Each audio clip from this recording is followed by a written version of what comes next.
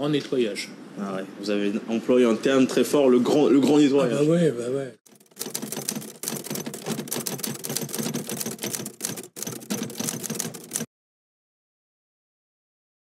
Alors, les amis, dans une vidéo où j'avais montré un reportage de Vincent Lapierre qui interviewait des gens, j'avais parlé des boomers et de leur mauvaise mentalité, de leur mentalité qui faisait que la France était en train de s'écrouler. Il y avait eu un commentaire d'une personne qui m'avait marqué et qui m'avait dit « Tu ne devrais pas faire d'amalgame et parler de tous les boomers parce que moi, je suis un boomer et je suis contre cette mentalité. Tous les boomers ne sont pas pour cette mentalité gauchiste et nauséabonde et je crois que tu devrais préciser. » Eh bien, tu as raison, cher ami. J'ai eu tort de mettre tous les boomers dans le même sac parce que je suis sûr qu'il y en a qui ne sont pas pour le mondialisme, pour l'ouverture des frontières et pour la destruction de ce pays. Je sais que tous les boomers ne sont pas des gauchistes et aujourd'hui, je vais l'illustrer dans cette vidéo parce que dans ce témoignage du youtubeur Brandon Ray, dans ce reportage ou ce micro-trottoir du youtubeur Brandon Ray, on voit un boomer qui ose dire les termes, qui exprime le fond de sa pensée et contrairement à ce qu'on peut voir d'habitude, c'est une personne qui est très lucide sur la situation de la France. C'est une personne qui est contre la politique inhumaine du gouvernement actuel et qui rêverait que la France ouvre les yeux et reprenne le contrôle de ses frontières.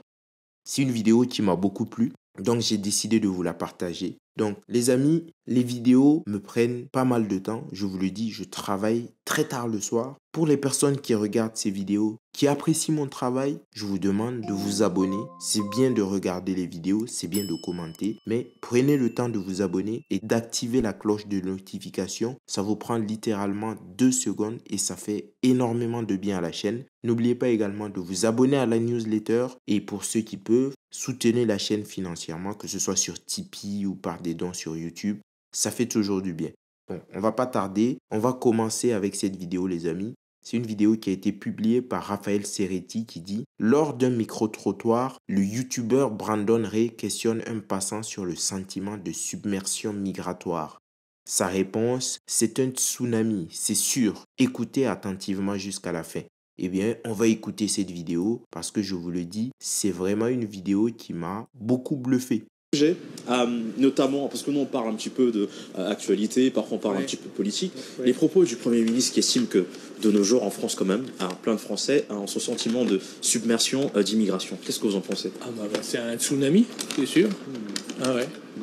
Voilà. Ouais. Qu'est-ce que vous ressentez vous Les pauvres gens, et on laisse venir des gens qui parlent pas la langue, qui n'ont pas de logement, qui n'ont pas de boulot. Qu'est-ce que vous voulez qu'ils fassent? C'est le drame. Hein. C'est toutes les ONG qui déposent les gens. Les pauvres, il faut s'en occuper. Et on ne peut pas recevoir... on n'a rien contre les gens. Quand là, t'es raciste, t'es antisémite, rien du tout. Mais les pauvres beaux qui sont là, hein, qu'est-ce qu'ils font? Et quand vous entendez pas... Bah, moi, je sais ce qu'ils font. Hein. Généralement, ça se termine avec des vols, des agressions pour des téléphones, parfois des agressions SDV. Malheureusement, personne ne peut rien faire parce que ce sont des soi-disant mineurs isolés. Les mecs, ils ont 34 ans de moyenne d'âge, mais ils sont mineurs isolés. On ne peut pas les foutre dans des centres de rétention. On ne peut pas les mettre en prison. Ils sont jugés comme des mineurs. Et parfois, ils n'ont même pas de papier. Donc, on ne sait même pas ce qu'on peut leur faire. Donc, ces gens sont en France dans l'impunité la plus totale. Ils font tout ce qu'ils veulent. Ils agressent toutes les personnes qu'ils ont décidé d'agresser. Et on est obligé de subir. C'est assez déconcertant. Ça ne peut pas continuer comme ça. Trop, c'est trop. On ne peut pas accepter. Hein? Par exemple, là, il y a certains qui disent de nos jours, quand on va dans certains endroits, on ne se sent plus en France. Vous, qu'est-ce que de plus en plus, ouais. Malheureusement. Hein. Malheureusement. Hein. Mais voilà, il y a des gens très bien de tout. Hein. C'est comme l'intelligence ou les femmes. On prend des blancs, des jaunes, des noirs. S'ils sont bien, il n'y a aucun problème. Est-ce qu'il faut fermer les frontières, comme certains disent? Qu'en pensez-vous? Non, oui, non, mais déjà, ceux qui sont là, il va falloir leur trouver quelque chose. Hein. C'est ça le drame, mais... C'est ça le drame. Que faut-il faire du coup mon pauvre, là, déjà, arrêtez de faire venir des pauvres gens. Les pauvres, c'est toutes ces ONG qui débarquent les gens sur le territoire et après ils partent et ils vont aller rechercher d'autres, mais ils s'en occupent pas. Et qu'est-ce qu'ils fassent? C'est le drame, hein. Il faut pas seulement arrêter de faire venir des pauvres gens, il faut arrêter de faire venir les gens tout court. Aujourd'hui, je ne suis pas sûr que la France a encore les moyens d'accueillir tout le monde et n'importe qui. Il faudrait surtout filtrer ceux qu'on veut accueillir. Parce que l'immigration en soi, je suis sûr que l'immigration est un phénomène mondial. L'immigration se passe partout, même en Afrique, il y a des Africains qui immigrent d'un pays à l'autre. Ce n'est pas le problème. Mais lorsqu'on est un pays souverain, il faudrait décider de qui rentre chez soi. Il faudrait faire un tri. Il faudrait aussi savoir qui on ne veut pas accueillir et qui on peut expulser. Mais aujourd'hui, en France et en Europe, il y a des lois qui sont complètement absurdes qui font que même si une personne est nuisible sur votre territoire, si une personne est indésirable, il est impossible de l'expulser parce que ça rappellerait le bruit des bottes. Ça rappellerait les heures les plus sombres de l'histoire. Eh bien, ça, c'est une aberration totale et c'est comme ça qu'on détruit des pays. Parce que si vous accueillez des gens qui sont de potentiels terroristes, de potentiels agresseurs sexuels, etc., et que vous ne pouvez même pas les expulser après qu'ils aient commis des attentats ou des agressions ça devient très compliqué. Ces gens se disent, nous sommes dans un pays où on ne peut rien nous faire. Nous sommes dans l'impunité la plus totale. Eh bien, on peut faire tout ce qu'on veut. Et ça, c'est très, très problématique parce qu'il y a des gens qui ne passent pas à l'acte juste parce qu'il y a une certaine capacité de réprimande en face. À partir du moment où ils savent qu'ils peuvent agir sans aucune punition en face, dans une impunité totale, eh bien, ils ne se priveront pas. C'est ça le drame aussi en France aujourd'hui. Un drame, Bien sûr. un drame. Et là, une question dessus. Est-ce que vous avez vu un changement, notamment dans les cultures étrangères? Ah bah ouais. Dans quel sens? Parce que moi, on n'a rien contre les gens, mais ils veulent imposer leur culture, leur religion, leur mode de vie. Allez en Algérie, voir un peu, essayer de faire ça, vous n'allez pas faire. Non, on a rencontré quelqu'un justement d'origine algérienne qui a dit qu'en Algérie, ils ne feraient pas ce qu'ils font ici. Ah bah bien sûr que non. Bien sûr que non. Ouais. Bah, nous, on est trop sympa entre guillemets. Et qu'est-ce qu'il faut faire, monsieur, pour régler ce problème-là pour le coup? Rien, moi, que tu voulais apprendre, c'est une éducation. C'est déjà aux parents et aux écoles de le faire. Mais bon, comme personne lève le pied, tout le monde laisse faire. Et c'est dramatique, hein. Et les politiques actuelles là qui... Un grand nettoyage. Grand nettoyage. Ah ouais, vous avez employé un terme très fort, le grand nettoyage. Ah bah ouais. Quand on les entend parler, quand vous voyez le débat à l'Assemblée nationale, mais c'est affligeant.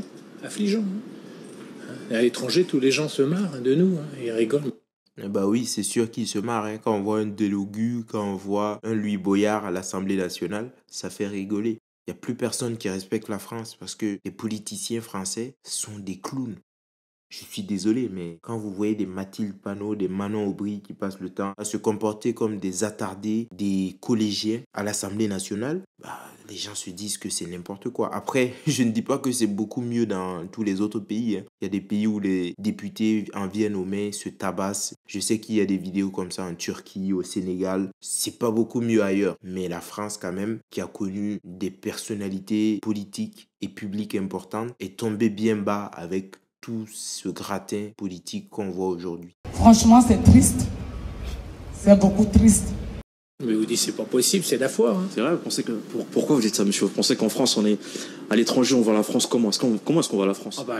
Ils sont affligés, hein, affligés de voir ce qui se passe. Hein. Affligés. Ah. Tout part en... Comme on dit, en couille. Hein. Le terme. Voilà, je finis sur un bon terme, mais c'est vrai, c'est dramatique. Hein. Je sais pas ce qu'on va laisser à nos enfants et nos petits-enfants. Hein. Je sais pas, mais ça va. C'est préoccupant quand même. Bien sûr, c'est préoccupant.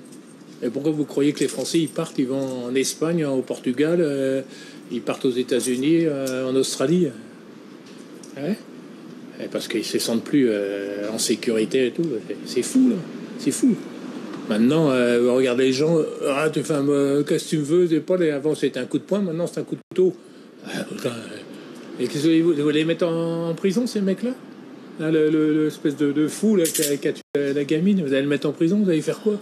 Il va avoir 20 ans, au bout de 10 ans, il va sortir, il va faire quoi? Il a rien, il a 23 ans, il n'a jamais bossé. Est-ce que vous pensez que la justice, elle est laxiste un petit peu sur certains points? Les gauchistes, c'est terrible, hein, quand vous les voyez. Ce boomer me fait plaisir. Il parle des gauchistes. Ça veut dire qu'on a un point commun. On déteste les gauchistes. Mais bordel, c'est le droit! Parce que les gauchistes, c'est la lie de l'humanité. Hein. Leur seul but, c'est la destruction. C'est l'anarchie. Je ne sais pas pourquoi il rêve d'anarchie, parce que lorsqu'il y a l'anarchie, ça se transforme en French Nightmare, ça devient sauf qui peut. Et je pense que les gauchistes, ce sont les personnes qui seront les premiers à être touchés par cela. Vous voyez un peu ce que je veux dire. Donc je ne comprends vraiment pas quel est le projet de ces gauchistes. Et c'est terrible, hein. Ouais, c'est affreux.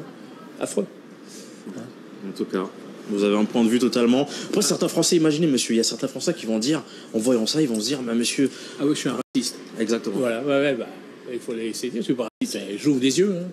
Et moi, dans ma boîte, j'ai des Algériens qui sont tout à fait impeccables. Quand ils sont impeccables, qu'ils respectent, qu'on se respecte, il n'y a aucun problème. Hein. Non, mais là. En tout cas, franchement, vous avez donné un point de vue. Il faut le dire, faut avoir le dire. Ben bon, je vais pas vous dire s'il y a eu 50 Algériens autour de moi, j'aurais fermé ma gueule parce que je tiens pas à... Je serais même plus en page une du journal. Il y a un mec qui est trucidé par jour. Une gamine, un jeune dans le métro, dans le truc, c'est affolant. Hein. Ouais, vous êtes jeune, mais moi avant j'ai connu le métro. Il y avait des poinçonneurs et un chef de station. Dans chaque station, il y avait ça. Il n'y avait jamais de problème.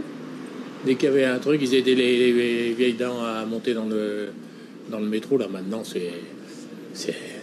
Ouais. Bon, voilà. Mais les métros, c'est super à Paris. Heureusement qu'il y a ça. Hein. Non, c'est super, mais c'est la sécurité. Les gens ne sont plus en sécurité. Hein. Même dans des quartiers, entre guillemets, protégés comme ici. Hein. Allez au côté du Parc des Princes, là. Le nombre de jeunes qui se font attaquer, il n'y a rien entre le Parc des Princes et l'autre stade de rugby, là. Les gens peuvent gueuler, il n'y a rien. Les mecs, ils sont en patinette ou en vélo, et puis dès qu'ils voient un gamin tout seul, pour lui piquer le portable. Ouais. Ah non, on ne sait pas où on va. Wow. Comme disait Coluche, vous avez connu? Non, mais j'ai entendu pas mal de... Je sais pas où on va, mais on y va. En tout cas, monsieur, waouh, vous avez Ouais, détaillé. bon courage, vous avez... Bah, merci, en tout cas. Portez-vous bien. En tout cas, vous êtes très franc, monsieur. Ça, on se porte bien, ouais. Non, mais c'est vrai que c'est inquiétant. Hein. Waouh. C'est inquiétant. Écoutez, Un beau pays, la France, putain. Terre d'accueil, on a accueilli des Italiens, vous demander, des Espagnols, des mecs d'Asie. Ils font pas des conneries, ça, là. Ça, c'est vrai. La France a toujours été un pays d'accueil. Il y a de nombreuses personnes qui sont venues en France, les Italiens, les Espagnols, les Vietnamiens, les Cambodgiens, les Chinois. Beaucoup de personnes qui sont venues ne font pas n'importe quoi. Et il y a juste une immigration qui vient d'un certain continent bien donné, bien précis. Et avec eux, il y a des problèmes. Il y a des problèmes partout. La criminalité, la délinquance, les attentats, etc., etc. C'est toujours, je ne vais pas dire toujours parce que ce serait faux, mais dans plus de 90% des cas, ce sont les mêmes personnes du même continent. C'est quand même à se poser des questions. Bon, bref. c'est vrai que, monsieur, est-ce que vous pensez que la culture de personnes d'origine étrangère est compatible avec celle française? S'il veut bien accepter notre mode de vie, il n'y a aucun problème. Là, quand vous voyez les types en France, ils nous emmerdent parce qu'on met une crèche dans une mairie, ils veulent faire, mais vous allez dans le 18e, il y a les tapis, ils font leur prière dans la rue. Là. On laisse tout faire. C'est pour ça, c'est là où ça déconne. Hein. Enfin, la vie est belle. Hein. Bon courage et Inch'Allah, comme on dit en Bretagne. Au revoir, monsieur. Bonne journée. Allez, ciao. Ce monsieur, il est drôle quand même. Mais bon, je pense que la dernière question, elle n'est pas bien tournée. Parce que, est-ce que la culture des personnes qui arrivent devrait être compatible ou serait compatible à la culture française? Dans un pays fort, dans un pays normal, on ne demande pas aux personnes qui viennent d'étaler leur culture ou quoi. Quand tu arrives, surtout quand tu viens pour demander l'asile, quand tu viens pour vivre, tu dois t'adapter à la culture. Tu oublies ta culture d'origine. Si ta culture d'origine était bien, tu n'aurais pas fui ton pays. Donc, en arrivant, tu oublies ta culture d'origine et tu adoptes la culture du pays qui t'accueille. Si tu n'es pas prêt à faire cet effort, eh bien, ne viens pas. Je pense que si la France avait été claire dès le début et si la France avait été stricte, toutes ces choses ne seraient pas arrivées. Malheureusement, avec le gauchisme et toutes les personnes qui ont fait croire à ces gens qu'ils avaient plus de droits en France que même dans leur pays d'origine, ça a créé un gap, ça a créé une situation complètement délétère et aujourd'hui, je ne suis même pas sûr que ce soit possible de revenir en arrière. Je ne suis vraiment pas sûr. Dites-moi ce que vous en pensez en commentaire. Honnêtement, ce boomer, il a été très lucide dans sa réponse, très franc, et ça manque. Heureusement qu'il y a des gens comme lui. Ça me fait revoir mon idée des boomers. Allez, moi je vous dis à bientôt pour une autre vidéo. N'oubliez pas de vous abonner, de liker, de partager comme d'habitude. Et ciao. Blanc sans le laine, ça fait black. Comme quoi sans haine, on est tous les mêmes.